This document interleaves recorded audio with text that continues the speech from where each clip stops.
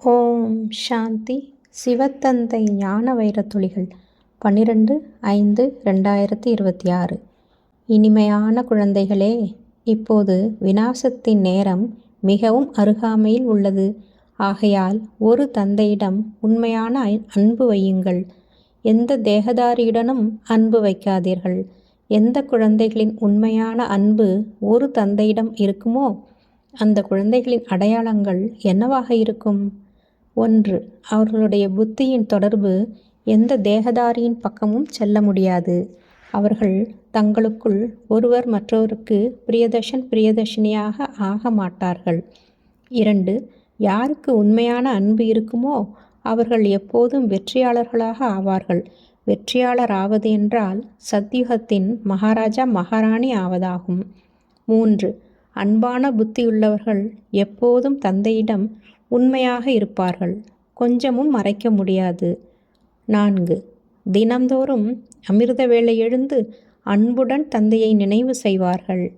5. ததீசி முனிவரைப் போல் சேவையில் எலும்புகளை கொடுப்பார்கள். அதாவது கடினமாக சேவையில் ஈடுபடுவார்கள். 6. அவர்களின் புத்தி உலகியல் விஷயங்களில் அலைய முடியாது.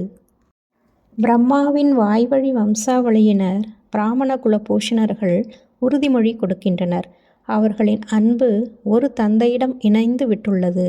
இது விநாசத்தின் சமயம். விநாசம் ஆகத்தான் வேண்டும். எந்த அளவு தந்தையிடம் அன்பு வைப்பார்களோ, நினைவில் இருப்பார்களோ அந்த அளவு உயர் பதவியை அடைவார்கள். தந்தை சொல்கிறார், விநாசம் ஏற்படும் மற்றும் அன்பான புத்தியுள்ளவருக்கு வெற்றி ஏற்படும். தந்தை மிக தெளிவாக சொல்லிவிடுகிறார். கீதையின் மூலம்தான் சொர்க்கத்தின் ஸ்தாபனை ஆகியது.